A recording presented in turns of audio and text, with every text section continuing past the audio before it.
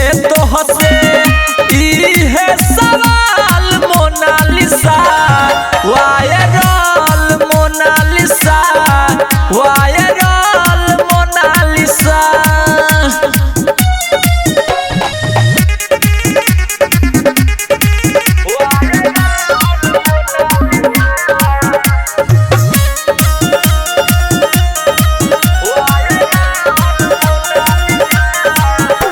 जरूरी हाला भइल इ तोहरा प्यार के हो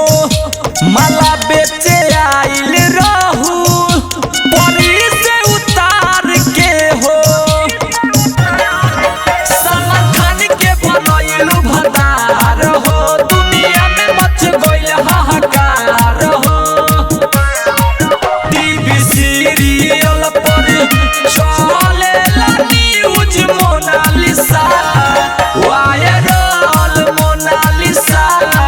वायरल मोनालिसा।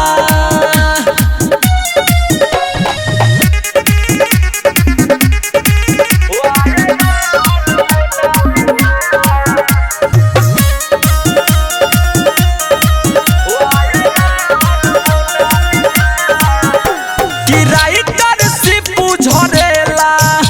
इ लिखले पतिया सही धोनी धनंजय के दिल गइल तोहरे पर लही सोनू सोमरिया लागे गइल झाक हो नरती बेक छूट गइल साथ हो चंदन ठाकुर भइल तो हबे फिदा